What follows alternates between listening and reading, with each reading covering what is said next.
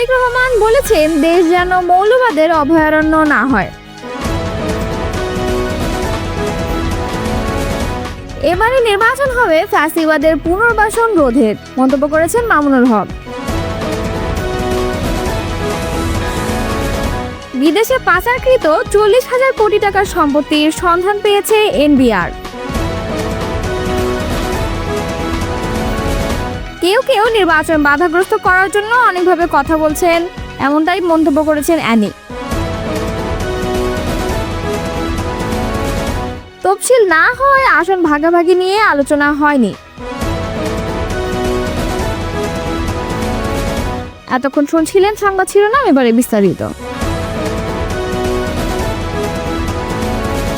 BNP যুগ্ম মহাসচিব Shahid Uddin Chowdhury Annie বলেছেন, আজকে বিচ্ছিন্ন ও বিক্ষিপ্তভাবে কেউ কেউ নির্বাচনকে বাধাগ্রস্ত করার জন্য অনেকভাবে কথা বলছেন।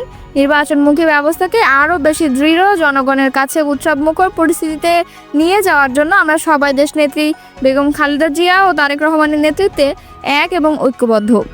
রোববার সন্ধ্যায় লক্ষ্মীপুর পৌর শহরের গোডাউন রোড এলাকার বশির ভিলা হলরুমে বিএনপির প্রাথমিক সদস্য সংগ্রহ ও সদস্য পদ নবায়নে কার্যক্রমের উদ্বোধনী অনুষ্ঠানে সভাপতির বক্তব্যে তিনি এসব কথা বলেন।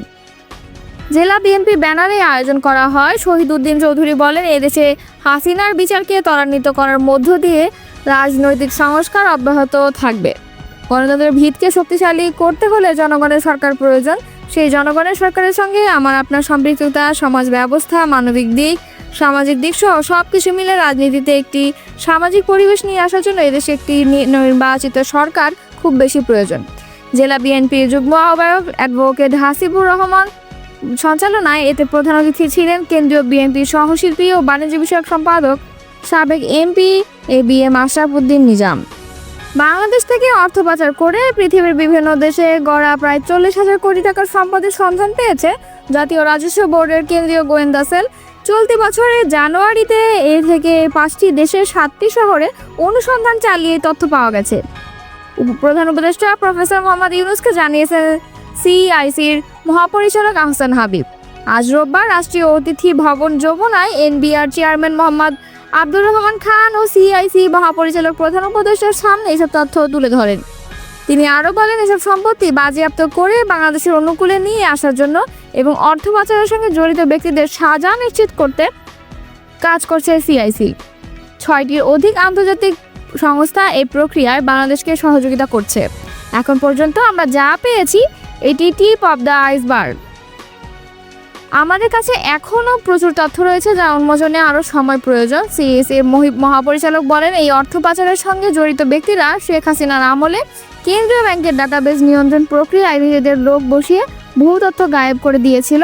তবে আশার বিষয় হচ্ছে মুছে দেওয়া তথ্য উদ্ধারে দক্ষতা অর্জন করেছে সিআইসি।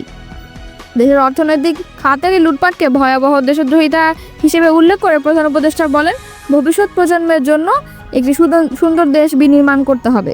বিএনপি নেতৃত্বাধীন জোটের মধ্যে আসন ভাগাভাগি নিয়ে কোনো আলোচনা হয়েছে কিনা জানতে চাইলে বিএনপি স্থায়ী কমিটির সদস্য মোহাম্মদ নজরুল ইসলাম খান জানান, এখনও তফসিল ঘোষণা না হয় এই বিষয়ে কোনো আনুষ্ঠানিক দিক আলোচনা হয়নি।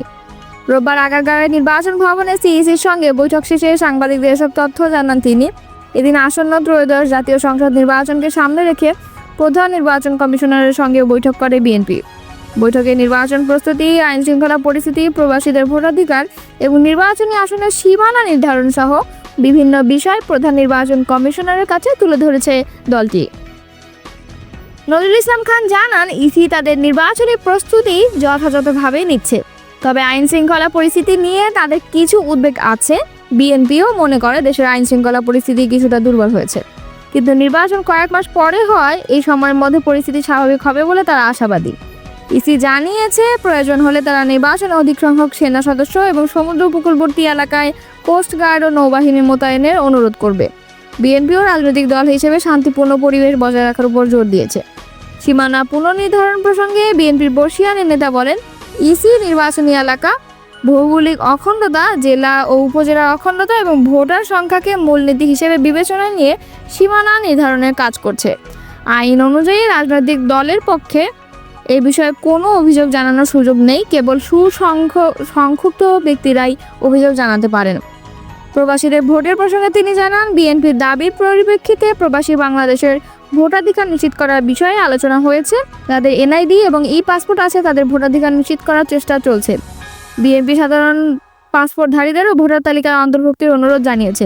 তবে এক্ষেত্রে ভুয়া পাসপোর্টধারীদের বিষয়ে যাচাই বাছাই করার পরামর্শ দিয়েছে। আরোপিত না ভোট বিধান প্রসঙ্গে সাংবাদিকদের এক প্রশ্নের জবাবে নজরুল ইসলাম খান বলে, এটি আমাদের দলের প্রস্তাব ছিল না। যদি ইসি এই বিষয়ে কোনো পরিবর্তন আনতে চায় তবে তারা দলের ভেতরে আলোচনা করে মতামত নেবে। জোটের মধ্যে আসন ভাগাভাগি নিয়ে কোনো আলোচনা হয়েছে কিনা জানতে চাইলে তিনি জানান, এখন তফসিল ঘোষণা না হয় এই বিষয়ে কোনো আনুষ্ঠানিক আলোচনা হয়নি। আসন্ন ত্রয়োদশ জাতীয় সংসদ নির্বাচন নিয়ে বাংলাদেশ খেলাফত মজলিসের আমির মাওলানা মামুনুল হক বলেছেন, এবারে নির্বাচন হবে ফ্যাসিবাদের পুনর্বাসন রোধ করার নির্বাচন। রোববার বিকালে ঢাকার মোহাম্মদপুরে দলটির আমিরের ব্যক্তিগত কার্যালয় হলি উম্মা মিলনায়তনে আয়োজিত সংবাদ সম্মেলনের দ্বিতীয় ধাপের দলীয় প্রার্থী তালিকা ঘোষণাকালে তিনি কথা বলেন। সংবাদ সম্মেলনে মামুনুল হক 2026 সালের জাতীয় সংসদ নির্বাচনে প্রতিদ্বন্দ্বিতার জন্য নতুনভাবে 45টি আসনের প্রার্থী তালিকা ঘোষণা করেন। পাশাপাশি পূর্ব ঘোষিত 223টি আসনের মধ্যে 7টি আসনে প্রার্থী পরিবর্তন করা হয়েছে বলে জানান তিনি। এ নিয়ে দুই ধাপে বাংলাদেশ খেলাফত মজলিস সর্বমোট 268টি আসনের প্রার্থী তালিকা ঘোষণা করেছে। মামুনুল হক বলেন, রক্তস্নাত জুলাই অভ্যুত্থানের পর সবার আশা ছিল দীর্ঘদিন ধরে বাংলাদেশে চলে আসা দুর্বৃত্তায়নের রাজনীতির পরিবর্তন হবে।